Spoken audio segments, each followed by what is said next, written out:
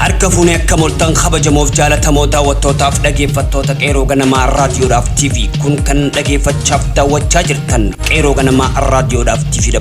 Oduu isiniif qabadhee dhiyaadheetiin jira. Oduu teenya arraantanaa bal'ina isiitiin dura kan ittiin xiyyeeffatu waa'ee artistii Haacaaluu Hundeessaa maqaa isaatiin erga lubbuu isaa dhabneen asitti maallaqa walitti qabamaa jiruu fi akkasumas deebi'uu haroo Haromaayaadhaatiin kan itti xiyyeeffate ta'a. Kanaaf kabajamoo jaalatamoo daawwattoota keenya bal'ina oduu keenyaatti osoo isinin dabarsinen dura hangafotaan isin dhageessisam.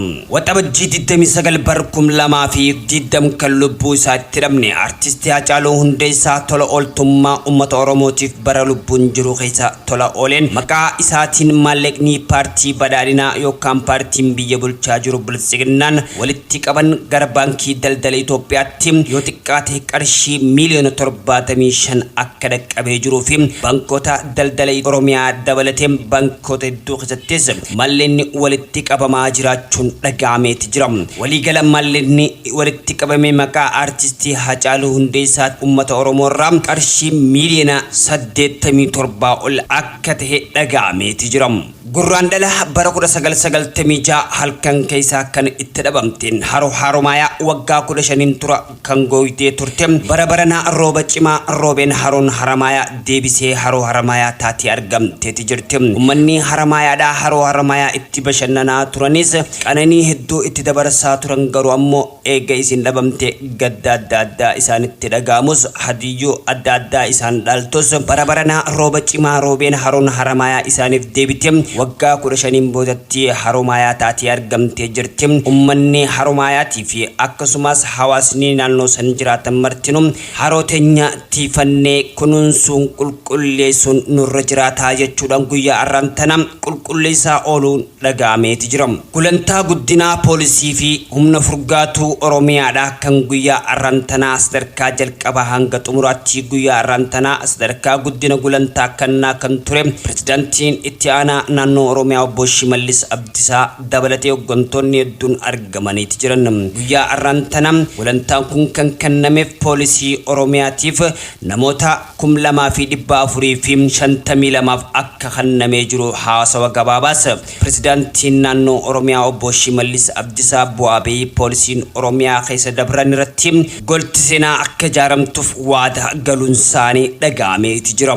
Oduu maddeen alaatiin talaalli COVID-19 kan qopheessaa jiru keessaa yuunivarsiitiin Oxford yeroodhaaf adda kuttee kan turte ta'uu beeksifte ammammoo guyyaa barurraa jalqabdee kan itti fuftu ta'us beeksifteeti jirti.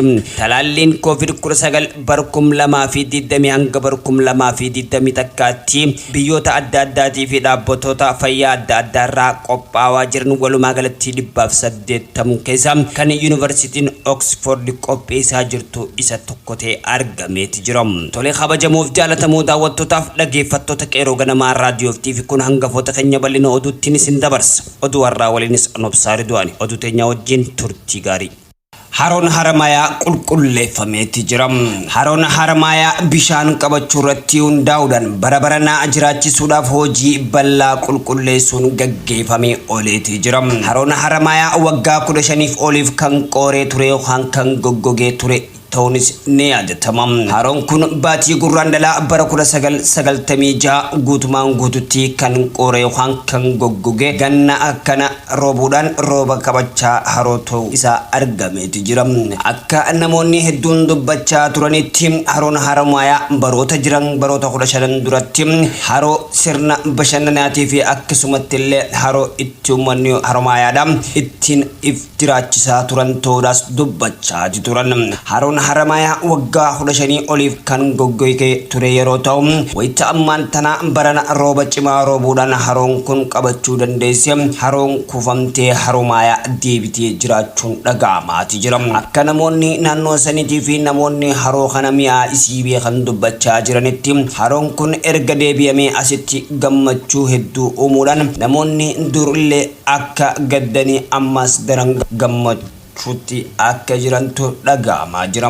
Haroon kun gurraandhala bara 1996 osoo barkum laman seenin duratti Itoophiyaa keessatti akka lakkoofsa biyyattiitti haroon kun galgala keessa dhabame ganama wayita ol kaan hawaasni haroon kun akka bobbee jiru dhaga'amee ture. Akka seenaatti dubbatamu sirboonni hedduu afaan Oromoo keessatti sirbamaa fi ture.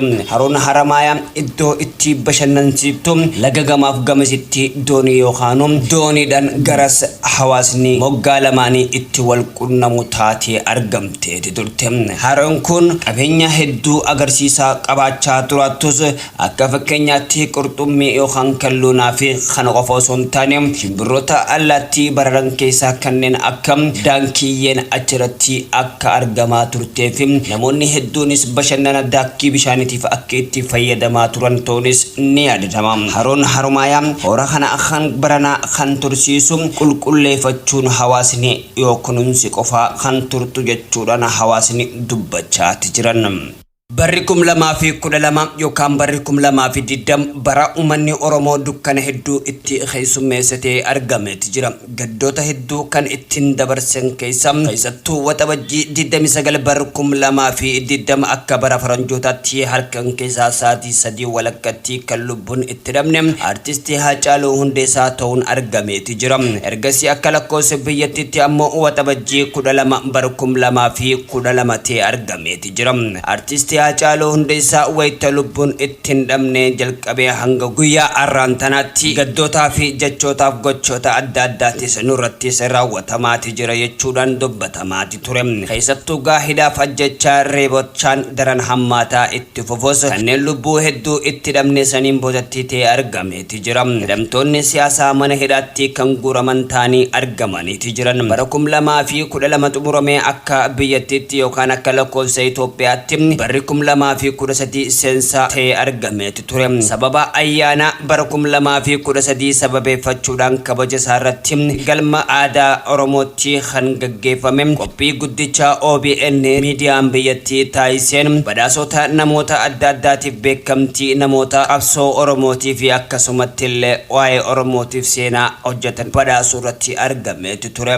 Kan badhaasee maatiiwwan artistii Haacaaluu Hundeessaa kan lubbuun uummanni Oromoo itti dhabeef maatiiwwan Haacaaluu Hundeessaatiif qarshii Itoophiyaa yookaan maallaqa Itoophiyaadhaan qarshii miliyoona 10 badhaasuu yookaan beekamtii kanneetiif ture. Garuu erga inni kanneen booda guyyaata kaleessa galgalarraa jalqabee hanga ammaan tanaatti miidiyaa hawaasaa irratti taateewwan hedduun dubbatamaati jira. Barri 2012 erga artistii Haacaaluu Hundeessaa uummanni Oromoo itti dhabe mootummaan biyya bulchaa jirtu paartiin badhaadhinaa maqaa artistii kabajamaaf jaalatamaa uummanni Oromoo jaalatu kana erga inni wareegame maqaa isaatiin qarshiiwwan namootaa fi akkasumatti illee abbootii qabeenyarraa walitti qabuudhaan malleen Itoophiyaadhaa yoo akkam xiqqaate baankii daldala Itoophiyaa keessatti hanga ammaan tanaatti kan walitti kuufamee jiru maqaa artistii Haacaaluu Hundeessaatiin uummata Oromoo irraa walitti qabamee jiru qarshii miliyoona 75 jechuudhaan dubbatamaati jira. Baankiiwwan garaagaraa baankii akka fakkeenyaatti gamtaa Oromiyaatti miliyoona 8 akka walitti qabame baankoota biraattis akka walitti qabamaa jirus dubbatamaati jira. Keessattuu maqaa artistii Haacaaluu Hundeessaa yaadannoo isaatii fi siidaalee isaatiin jechuudhaan maallaqa adda addaa mootummaan walitti guuraa ture hanga qarshii miliyoona 75 akka ol siqee jiruu fi sanii olis ta'us garuu kan OBN yookaan miidiyaa biyyattii Oromiyaa Broadcasting akka kannetti qarshii miliyoona 10 akka warra yookaan maatii artistii Haacaaluu Hundeessaatiif kannete argameeti jira. Kanarratti uummanni Oromoo qabeenyi maqaa artistii Haacaaluu kanaan walitti qabame gara artistii Haacaaluu isaa lubbuun dhabuunaas maatiiwwan isaatiif akka deebifamu yookaan akka kennamus dubbatamaati jira. Mootummaan gara kanaan walitti qabatee garuu maqaa artistii Haacaaluu Hundeessaatiin guurratee osoo paartii isaa tajaajiluun taane maatii artistii Haacaaluutiif deebifamuu qabaa jechuudhaan dubbatamaati jira. Qabeenyi kun hanga ammaan tanaatti kan walitti qabame walumaa galatti miliyoona 82 ol akka ta'ee jirus dhaga'amaati jira. Kan kenname garuu maatii isaatiif walumaa galatti miliyoona 10 jaame akka dubbatamaa jirutti malleen hungaa kan kennamaa jiru paartii badhaadhinaatiin fi akkasumatti illee maqaa paartii badhaadhinaatiin beekamtii dhaabbata miidiyaa biyyattii OBN kanneeti ture. Miseensonni poolisii Oromiyaa hanga ammaan tanaatti aarsaa lubbuu kafalan yaadachuu fi giddu galli yaadannoo akka ijaaramu pirezidaantii mootummaa naannoo Oromiyaa obbo Shimallis Abdiisaa himaniiti jiran. Poolisii Oromiyaa guyyaa har'aan tana miseensota poolisii naannicha 2,452 ta'aniif guddina gulantaa kanneeti jira. Sirna beekamtii fi guddina gulantaa kannuun Adaamaa galma abbaa gadaatti dilbata raawwate irratti saajin irraa hanga koomishinara itti aanaatti gulantaan kennameeti jira.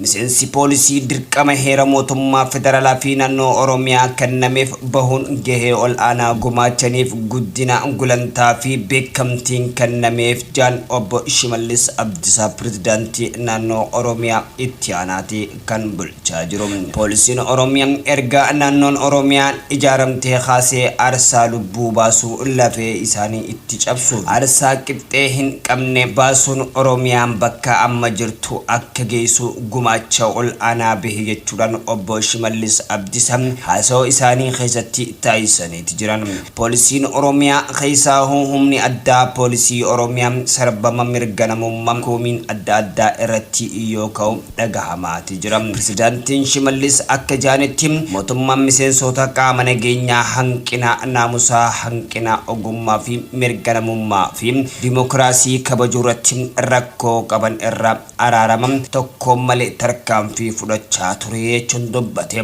Poolisiin Oromiyaa qaama akka namootni tokko itti duulan miti mindaadhaafis osoo hin taane tajaajila biyyaa fi ummataaf qabuun naamusa aarsaa kafalaa as gahee jechuudhaan dubbateeti jira. Jijjiirama akka biyyattiitti dhufe keessatti gumaacha guddaa qabaachuus dubbataniiti jiran. Poolisiin humna addaa fi idilee Oromiyaa keessa jirtan faayidaa saba keenyaa fi olaantummaa seeraa kabachiisuudhaaf jabaattanii akka hojjettan asumaan dhaamsaan koo isiniif dabarse jechuudhaan obbo Shimallis Abdiisaa pirezidaantii itti aanaa naannoo Oromiyaa kan bulchaa jiru dhaamsa haasawaatiin goolabeeti jira. Olaantummaa seeraa naamusaa cimaadhaan kabachiisuudhaaf isinirraa isin eeggama jechuudhaan naannoon kun qormaata hanga ammaan tanaatti arge caalaa qormaata cimaatu fuuldura as jira. Qormaata guddaa nu fuuldura jiruuf humni kun of qopheessuu qabaa jechuudhaan dubbateeti jira. Qophiin kun immoo kan naamusaa fi gahumsa gootummaan ijaaramee fi leenjistikii akka ta'es dubbataniiti jiran. Mootummaan naannoo Oromiyaa yeroo kamiyyuu caalaa qaama nageenyaa kan cimsu hojjechaa akka turee fi kan itti fufus ta'ullee dubbatuuti jiran. Bara darbee naannoo Oromiyaa keessatti nageenyi akka jiraatuuf raayyaan ittisa biyyaalessaa koomishinii poolisii federaalaa riippaabilikaa gaardii fi humna qilleensa Itoophiyaa gumaacha gochuun isaaniif galateeffateeti jira. Mootummaan naannoo Oromiyaa akkaataa qajeelfama poolisiitti humna addaa baranaa eebbifamanii fi kan dura tureefis bakka dhaloota isaaniitti lafa mana jireenyaa akka dhiyeessullee obbo Shimallis himaniiti jiran. Gootota iddoo adda addaatti wareegamaniifis akkaataa koomishinii poolisii Oromiyaa qoratee dhiyeessuun poolisiin erga Oromiyaan hundooftee aarsaa kafalaa dhufaniif giddugalaa yaadannoo mootummaa naannoo Oromiyaa akka ijaarsisus dubbateeti jira. Kun wayita ammantanaa biyya keessatti walitti gaarreenfannaa mootummaa federaalaatii fi mootummaa TPLF jidduu jiraattus mootummaa naannootii fi federaalaatii fi uummata Oromoo jidduuttis daran hammaachaa dhufteeti jirti. Galateeffannaan guyyaa arrantanaa pirezidaantiin naannoo Oromiyaa obbo Shimallis Abdiisaa hanga ammantanaa sawa isaa kan armaan olii keessatti dhageeffachaa turtan galateeffachaa jiraatus garuu miidhamaa fi kan jiranis kan uummata Oromoo ta'ee jira argame. Kun guyyaan gara guyyaa uummanni Oromoo reebamuun ajjeefamuun kan itti fufe humna poolisii Oromiyaa qofaan osoo hin taane raayyaa ittisa biyyaatii fi tika mootummaa federaalaatii fi riippaabilikoota gaardota fi humna qilleensa Itoophiyaatiin gara Wallaggaatii fi Booranaa keessattis ilmaan Oromoo dararaa jiraachuun ni yaadatamee argameeti jira. Yaalii talaalii COVID-19 kan Yuunivarsiitii Oxford dhaabbata AstraZeneca jaamuu waliin tolchaa turan sababa namni talaalicha fudhachaa ture tokko dhukkubsateef adda citee ture deebi'ee eegaluuf. Yaalichi kan adda citee ture namni dhukkubsate sun sababa talaalichaati moo miti kan jiru qorachuudhaaf ture AstraZeneca. Sanbata garuu Yuunivarsiitiin Oxford yaalii talaalichaa itti fufuun rakkoo akka hin uumne mirkaneesseeti jira. Ministeerri Fayyaa UK Maat Hancock yaaliin talaallicha deebi'ee eegaluu oduu gaariidha jeeti jira. Kun hangam nageenya namaaf dursaa akka kennuun agarsiisa. Saayinsistoonni keenya talaallii nageenya qabu ariitii danda'ameen akka dhiyeessan ni deeggarraa jeeti jira. Yuunivarsiitiin Oxford wayita yaalii talaallii kana taasisu namootni talaallicha irratti yaalamu tokko fayyummaan itti dhaga'amuu dhiisuun akka malus waanuma eegamuudha jeeti jira. Yaalii talaallicha deebi'ee akka itti fufuuf garee walabaan dhimmichi qoratuu fi qaama mootummaa UK dhimma fayyaa to'atu irratti hayyama argachuu isaatis himeeti jira. Waa'ee nama sababa talaallichaatiin dhukkubsatee ture waan jee hin qabu hanga ammaan tanaatti. haa ta'u malee Washington Post akka gabaasetti namni talaallichi irratti yaalamaa ture kan dhukkubsate transfer miles jaamu yookaan lafee duudaa yookaan spinal cord nama irratti dhiibbaa uumuu dhukkubsate jechuudhaan dubbate. Kunis infekshinii vaayirasii uumamuu mala jechuudhaan dubbatamaa jira. Dhaabbata fayyaa addunyaa akka jootti talaalliiwwan 180 ta'an addunyaa irratti tolfamanii yaalirra jiru jechuun dubbatamaa jira. haa ta'u malee kan yaalii kilinika xumuramee amma dura hin jiru jechuudhaan dubbatamaa jira. Talaallii Yuunivarsiitii Oxford kun yaalii gulantaa duraa fi lammata milkiin erga darbeen booda talaallii abdiin eeggamu ture jechuun dubbatamaa ture. Yaalii gulantaa sadaffaa torbaanota darban taasifame namoota 30 hirmaachisu USA, UK, Brazil akkasumas Afrikaa kibbaa keessattis ni taasifama. Talaalliiwwan yaalirraa jiran xumura bara 2020 yookaan jalqaba bara 2020 takka faayidaaf oolus jaamee eeggamaa jira. Barri 2020 jalqabaa osoo hin taane ji'a sadaffaatiin boodatti koronaa vaayirasii irra akka idil addunyaatti uggura uumameeti ture. Uggurri uumame keessaa namoonni iddoo barnootaa idil addunyaatiif iddooleen ispoortiilee garaagaraatiif akkasumas daldalli gabaa gurguddaan daandii xiyyaaraa dabalatee hedduun cufamuun isaattis ni yaadatama. Kanumaan wal qabatee addunyaa irratti kan beekamuu fi namoota dubaraa fi dargaggeeyyii biratti akkaan jaalatamtu saalaaf amantii osoo hin taane namoota umriin osoo hin filanne akkaan jaalatamtu keessaa ispoortiin isii tokko. Ispoortii keessattuu biyyoota Awurooppaa keessatti Pirimeer Liigii bara 2019 hanga bara 2020 abbaa geebaa Pirimeer Liigii Ingiliz ta'uudhaan kan gonfate Liverpool ture. Erga waggoota 38 boodatti Liverpool abbaa geebaa deebi'ee yeroo injifatu gammachuu simatee ture. Garuu erga simateen boodatti Pirimeer Liigiin Ingiliz barabarana bara 2020 hanga bara 2020 takkaattis eegaleeti jira. Taphoota torban jalqabaa gareewwan 8 jidduutti godhameen walii galatti gooliiwwan 13 galuunis danda'ameeti jira. Arsenaal fuulii humnaan 3 fi duwwaadhaan injifate yeroo ta'u Newcastle West Ham 2-1 Crystal Palace Southampton 2-1 yeroo injifatamu Liverpool ammoo Leeds United 4-3 injifachuunis beekameeti jira. Mohamed Salah Liverpool galchiiwwan 3 yeroo lakkoofsisu hat-trick hojjechuudhaan kaleessa galgala xumurameeti jira. Akka baniinsa Premier League Ingiliziin yeroo jalqabaa taphattoota taphataman keessa Mohamed Salah lammii biyya Masrii yookaan Egyptii kan ta'e taphataa Liverpool sarara duraarratti kan taphatu hat-trickiin guyyaa kaleessa hojjechuu dandeetti jira. Tole kabajamoo daawwattootaaf dhaggeeffattoota qeeroo ganamaa raadiyoo TV oduun har'aaf qabannee isiniif dhiyaannee hanga dhumaa hanga oduu biraatiin wal garuu kan nagee walitti dhaabbannu ta'a.